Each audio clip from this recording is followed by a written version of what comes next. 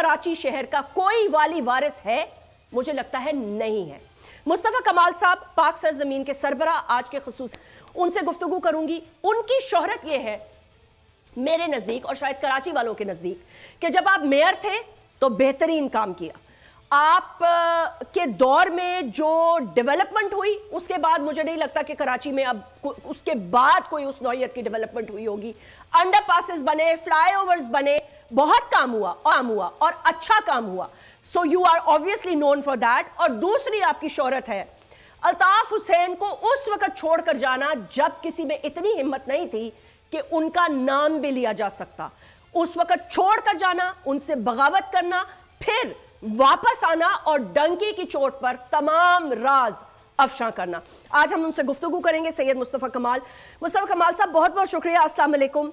मैं आपको वेलकम भी करना चाहूंगी and it's very good to see you active in politics again.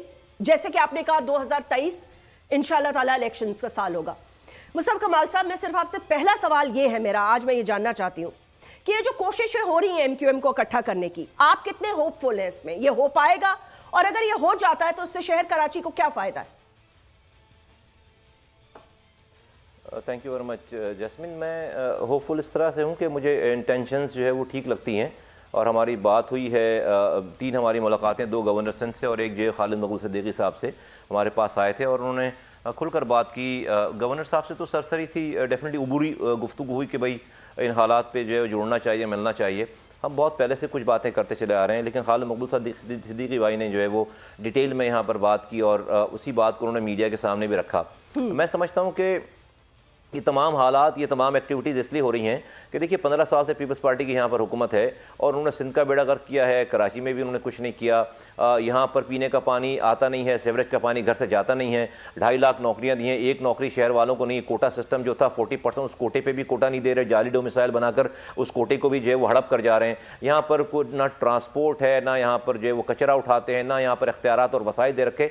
तो अब वो जो हालात पिछले 15 सालों से और पिछले ख़ास तौर पर जब से हमारी ये पीएसपी बनी है, पीएसपी के बाद जब 2023 में 23 अगस्त 2016 को एमक्यूएम पाकिस्तान बन गई और एक उर्दू बोलने वालों का मैंडेट जो है वो स्प्लिट हुआ, ना हम ख़त्म हुए ना वो ख़त्म हुए और कुछ लोग जो है वो मायूस होकर बैठ गए। तो इस वो जो स्प्लिट की वजह से उनको ये गुमान हो चला है, उनका ये मंसूबा है कि अपनी एडमिनिस्ट्रेशन की ज़ोर से, पुलिस से, आरओ से और अफसरों के ज़रिए वो इस शहर के मैंडेट को चुराना चाहते हैं, उस शहर पर के मैंडेट पर कब्जा करना चाहते हैं। इसी तरह से पीटीआई को भी ये गुमान है कि उन्होंने कोई कारकर्दगी नहीं दिखाई 4 सालों में। और ऑल्दो के वो ऑन द कॉन्ट्ररी वो जरदारी साहब के पीपल्स पार्टी के खुफिया वो पार्टनर रहे हैं, क्योंकि ना तो उन्होंने उनको छेड़ा है ना इन्होंने उनको छेड़ा इस्लामाबाद में। बल्कि सो मच तो सबने ये भी देखा कि पीपल्स पार्टी के सेनेटर्स ने पीटीआई के चेयरमैन सेनेटर को बनाने के लिए 12 से 13 वोट दे डाले। इतनी अंडरस्टैंडिंग थी।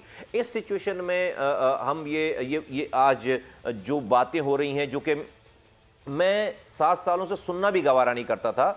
मेरी ईगो ये कहती है कि भाई मुझे नहीं सुननी चाहिए वाली बात, लेकिन मैं अगर अपनी ईगो को हर्ट करूं, अपने आप को पीछे करूं और लोगों के फ़ायदे को, 3 करोड़ लोगों का जो है जो मुस्तकबिल है, अगर उसको सामने रखूं तो मैं तैयार हूं अपनी ईगो को हर्ट करने के लिए, मैं तैयार हूं एक कदम पीछे हटने के लिए। और मुझे इसके अलावा कोई और सोल्यूशन नज़र नहीं आता। तो मैं अपने तहत, अपनी पार्टी के लेवल के तहत और उनकी तरफ से मैं कहूँगा जो भी हमारी इंटरेक्शन हुई है, मुझे इसमें सिंसियरिटी नज़र आती है।